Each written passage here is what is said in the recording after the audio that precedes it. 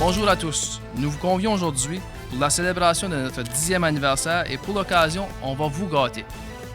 Oui, achetez une auto de nous et vous pourriez gagner cette magnifique Rio. En plus, profitez de 0% d'intérêt jusqu'à 84 mois. On veut aussi vous annoncer la signature d'un nouveau gros joueur qui est finalement ici. Voici notre top scorer, le Kia Seltos 2021. Il est déjà sur le marché des échanges. Venez nous rencontrer chez Edmondson Kia. Pour votre nouvelle thermopompe et le meilleur service après-vente, Réfrigération dépositaire Carrier. Procurez-vous la carte cadeau du centre commercial Rivière-du-Loup et faites plaisir à tout coup. Des milliers de possibilités juste au bout de vos doigts. Imaginez votre sœur se gâter pour son anniversaire dans sa boutique favorite. Votre belle-mère qui s'achète la paire de chaussures tant convoitée. Et votre fille qui se récompense pour sa graduation. Le centre commercial Rivière-du-Loup, votre référence magasinage pour tous vos cadeaux. Un dur coup pour les entreprises non essentielles qui doivent fermer. Les impacts de cette crise seront majeurs pour l'économie de nos régions. La production est totalement arrêtée depuis hier, 4h30. D'autres doivent redoubler d'efforts pour poursuivre la production. La demande pour les lits d'hôpitaux, notamment, a explosé. Les gestes d'entraide se multiplient également au Madawaska. On fait ça, puis on n'est pas des surhommes, des surpersones. On fait le mieux qu'on peut. Votre TVA Nouvelle commence maintenant.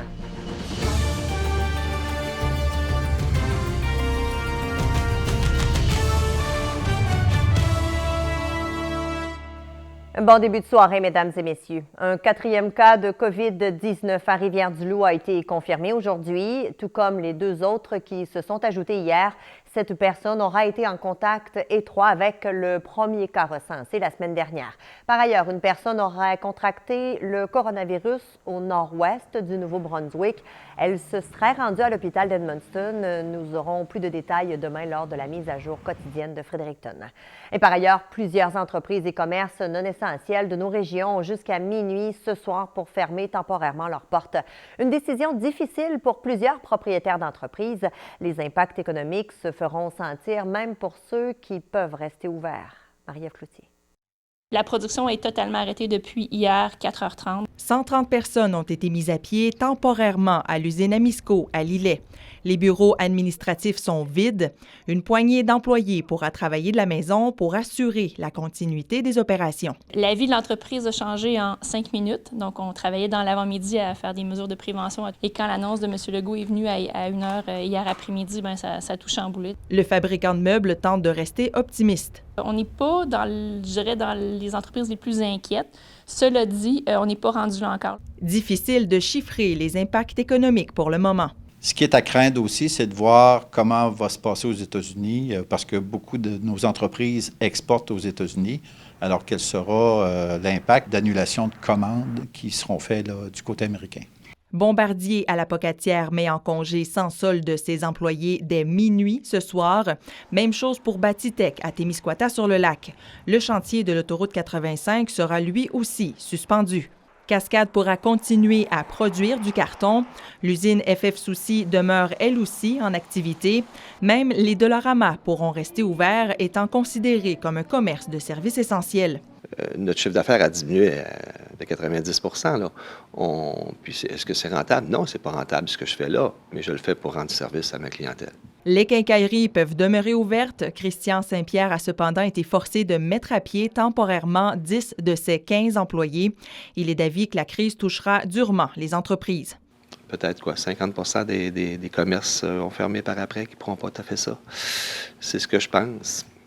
Je ne sais pas si je vais être dans les statistiques ou dans ceux-là que qui va passer à travers, mais on verra. Marie-Ève Cloutier, Témiscouata-sur-le-Lac. Viande du Breton à Rivière-du-Loup fait partie des entreprises qui doivent assurer un service essentiel. Simon, les mesures nécessaires sont prises afin de poursuivre la production en sécurité. Toute personne qui entre dans le bâtiment doivent se conformer à la prise de température. Également, on respecte la consigne de Québec de ne pas faire de déplacement interrégional. Et comme il y a des travailleurs qui proviennent de la région de Montréal, on leur a demandé de rester à Rivière-du-Loup ou du moins de ne pas revenir après la fin de semaine. On a tout de même accompagné cette cinquantaine d'employés. Ils n'avaient pas d'épicerie, ils n'avaient pas rien de fait pour la fin de semaine et pour la semaine à venir. Donc, on a pris un autobus, on les a emmenés à l'épicerie, ils ont fait leur épicerie. On a rajouté aussi des frigidaires dans les appartements. L'entreprise qui est toujours en recherche de personnel avec les employés qui doivent rester à la maison et ceux qui quittent pour une raison de santé, eh bien, la pression est encore plus forte et on a besoin d'aide. L'entreprise souhaite soutenir ses employés. Un travailleur social est d'ailleurs mis à la disposition de l'équipe afin de surmonter cette période stressante. Merci. Merci, au revoir. D'autres entreprises voient leur activité s'intensifier. C'est le cas d'Humano Médical à Lillet. La compagnie fabrique des lits d'hôpitaux et les commandes ont littéralement explosé ces derniers jours. Fabienne Terkaef. Depuis le début de la crise, l'entreprise est sollicitée pour livrer partout dans le monde. Rien que pour la province, Québec a commandé 2000 lits médicalisés. Humano Médical doit accélérer sa production. Ce qu'on cherche à voir, c'est d'ici 3 semaines à 1 mois, c'est d'augmenter d'environ 50 d'où est-ce qu'on était il y a environ 2-3 semaines. Là. Donc, c'est un gros apport pour nous. Puis on a encore des besoins, machinistes, opérateurs, robots soudeurs, entre autres. Christian Cariou a lancé un appel pour embaucher 40 personnes supplémentaires. Ils ont besoin de main-d'œuvre, donc ils font un appel à envoyer leur curriculum vitae pour ceux qui sont sur le chômage. Donc, s'il y en a qui veulent travailler, je pense qu'Humano Médical est là justement pour augmenter sa production en tant que tel. En quelques jours, l'entreprise, qui fait partie des services essentiels, a reçu entre 100 et 150 curriculum vitae, une opportunité pour les employés dont l'entreprise va devoir fermer mardi soir. Il y aura peut-être possiblement de l'entraide entre entreprises pour prêter de la main-d'œuvre temporairement pour passer cette période-là. L'usine fonctionne d'ailleurs 6 ou 7 jours par semaine, de 6h30 le matin à 3h30 dans la nuit. Les salariés sont particulièrement sollicités, mais fiers de faire partie de l'effort collectif contre la pandémie. Le monde sont contents, ils se sentent impliqués, puis je pense que chacun fait sa part, puis on fait notre possible. On est content d'être dans le domaine, puis de faire ce qu'il faut pour un peu l'effort de guerre, si on veut. La compagnie était en plein essor avant l'arrivée du coronavirus. Une fois la crise terminée, de nombreux postes deviendront permanents. Le défi à l'heure actuelle est surtout de s'assurer que les 60 à 70 fournisseurs qui livrent la matière première et les pièces vont eux aussi continuer de fonctionner. Fabienne Terkaef, Lillet. Des milliers de travailleurs en congé forcé devront recourir à l'assurance-emploi pour les prochaines semaines. Vincent, le gouvernement du Canada tente de faire approuver son plan d'urgence de 27 milliards de dollars pour aider les entreprises et travailleurs. Exactement, Cindy. Les partis d'opposition se sont opposés à certaines demandes des libéraux concernant ce plan et c'est pour cette raison qu'il n'a toujours pas été approuvé. Le député fédéral de Montmagny, Lillet, Kamouraska, Rivière-du-Loup, Bernard Généreux, soutient que ce plan d'intervention économique viendra en aide autant aux travailleurs avec ou sans assurance-emploi. On a énormément de demandes actuellement. Évidemment, on se fait un plaisir et un devoir de répondre à tout le monde dans les plus brefs délais. Chaque individu a sa propre circonstance qui lui est propre. Donc, évidemment, on essaie de véritablement faire en sorte d'échapper personne à l'intérieur de ça dans le plan d'aide qui s'en vient de la part du fédéral. Et les gens continuent de nous envoyer leurs questions. Oui, une personne nous a écrit ceci. Pourquoi les personnes infectées restent confidentielles? Si jamais j'ai côtoyé cette personne, je mets mon entourage en danger. Eh bien, le 6 du Bas-Saint-Laurent nous a mentionné que la loi sur les services de santé et services sociaux oblige la santé publique à garder l'identité d'une personne infectée confidentielle. Donc, lorsqu'une personne reçoit un diagnostic positif, la santé publique lance une enquête épidémiologique. Et durant ce processus, tous les contacts et déplacements de la personne sont analysés pour déterminer s'il y a eu possibilité de contact significatif. Et si c'est le cas, les gens qui auraient potentiellement des chances d'être infectés sont directement contactés et invités à s'isoler. Et en terminant, là, vraiment une bonne nouvelle pour le couple Apocatière qui était pris en Espagne, alors que Brigitte Pouliot et son conjoint Raymond Talbot ont atterri à Halifax, en Nouvelle-Écosse, aujourd'hui, et ils en ont fait l'annonce sur leur page Facebook. Merci. Au revoir. Au revoir. Et Michel, à la météo, ça va plutôt bien quand même. Ça commence à fondre, il fait soleil. Et on va même gagner des degrés. Ça va s'adoucir encore plus. Je vous en parle dans un instant. Pour votre nouvelle thermopompe et le meilleur service après-vente, Réfrigération Dépositaire Carrier.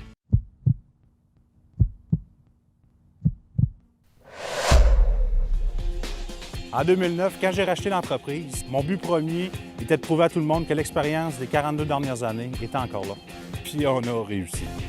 On œuvre dans l'isolation thermique, l'insonorisation, l'aspiration d'isolant d'entretoit, les produits coupe-feu et les membranes d'étanchéité. Résidentiel ou commercial, l'isolation Tousignan doit devenir votre premier choix. en matière d'isolation.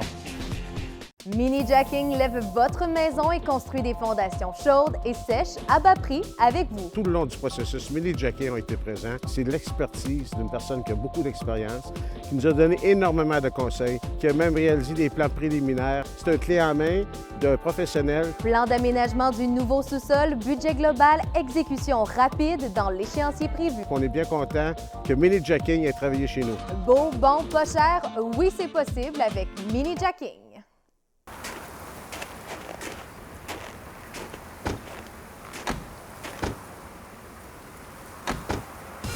Avec la traction intégrale iActive Mazda, amenez-en de la neige. Martin Mazda, concessionnaire distinction encore cette année, vous invite à venir voir toute la famille de véhicules dotés de la traction intégrale iActive. Peu importe votre favori, ce sera génial de rouler dans la neige. Votre choix numéro 1, c'est iActive. C'est Martin Mazda. Venez découvrir notre nouveauté de 2020. Le tout nouveau et très attendu Mazda CX-30.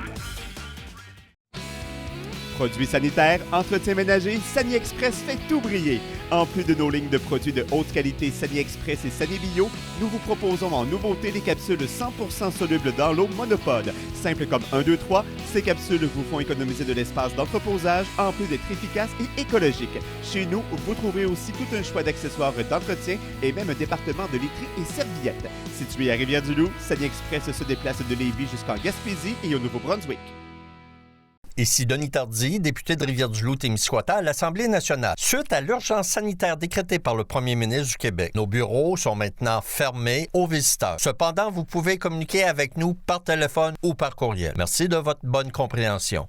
L'actualité régionale, c'est notre affaire à CIMT. Je pense que si tout le monde se serre les coudes, ça va aider la population, puis tout le monde va s'en sortir grandi. Pour être bien informé, un seul réflexe, CIMT en semaine, midi et 18h, et en tout temps au CIMT.ca. Pour votre nouvelle thermopompe et le meilleur service après-vente, Réfrigération dépositaire Carrier.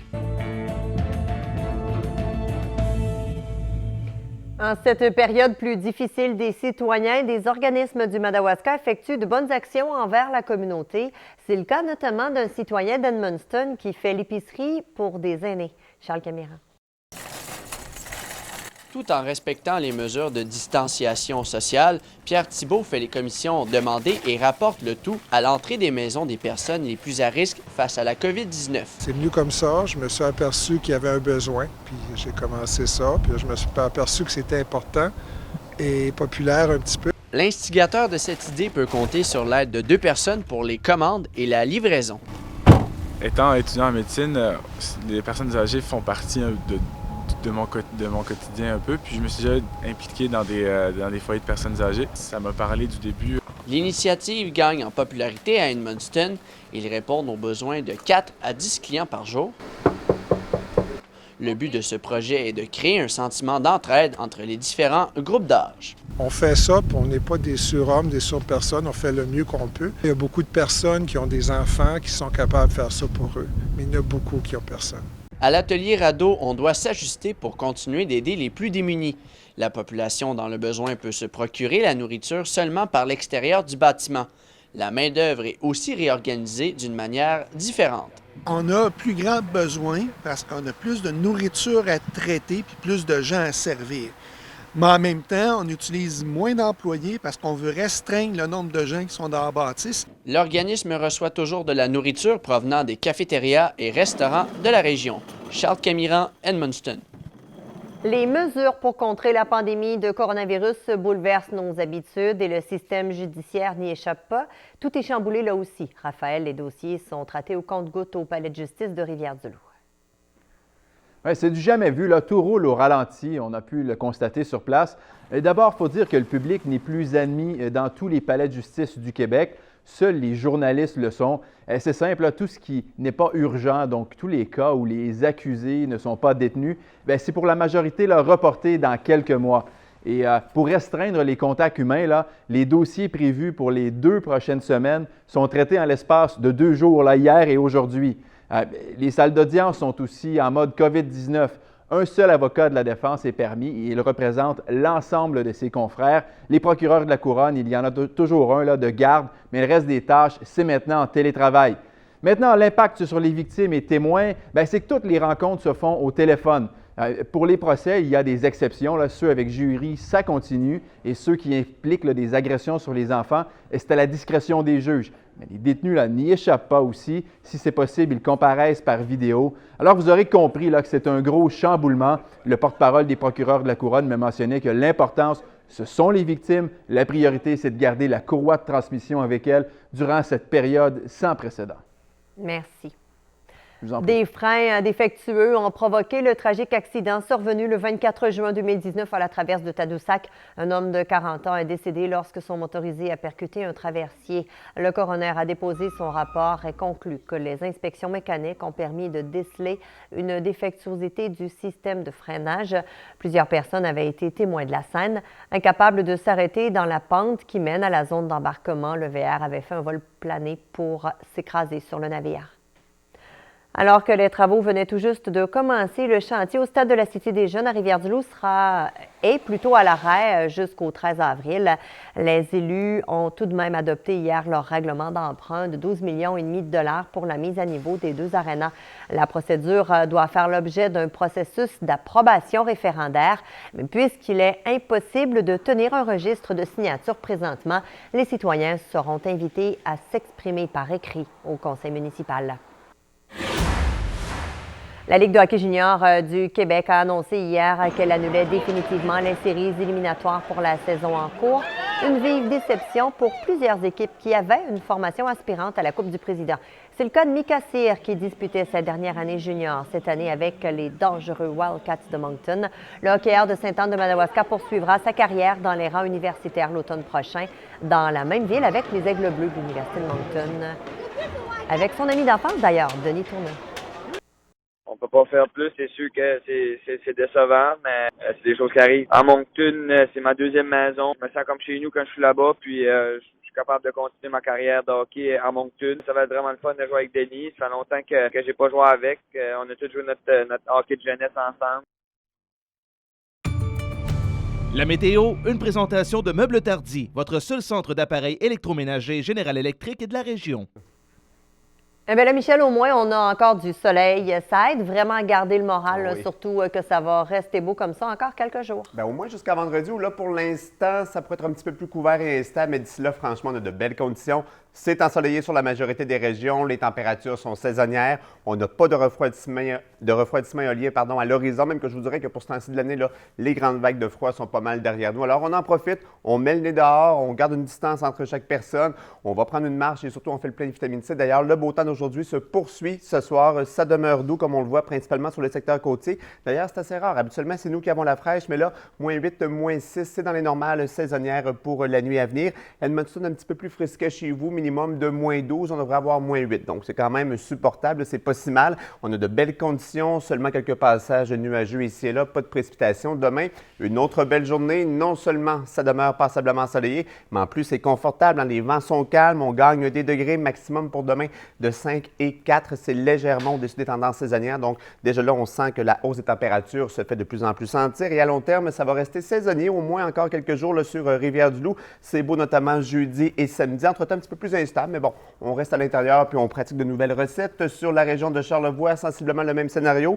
De belles journées à venir, entre autres pour jeudi et samedi. Un petit peu d'instabilité par la suite. Des températures relativement stables chez vous également. Sur Edmonton, beau jeudi et samedi. Sinon, c'est un petit peu plus couvert avec quelques averses de neige résiduelles et passagères. Mais franchement, rien de majeur. Et regardez, 5 et 3 degrés. Ça va commencer à baisser là, les bas de neige. Ça va faire du bien pour le moral. Quelles sont vos recettes, Michel? Ah, j'en ai plein, mon Dieu! On s'échangera quelques recettes dans le courant de la semaine, Cindy. Bonne soirée. Merci. Et comme Michel vient de le dire, cette météo printanière est parfaite pour mettre le nez dehors. Les gens qui étaient très nombreux aujourd'hui dans les rues de Rivière-du-Loup. Il est toujours permis de se promener à l'extérieur malgré les mesures très strictes mises en place par Québec. Il suffit tout simplement de garder une distance de 2 mètres avec les autres marcheurs. Que faites-vous pour garder le moral? Envoyez-nous vos photos et vos vidéos ou suggestions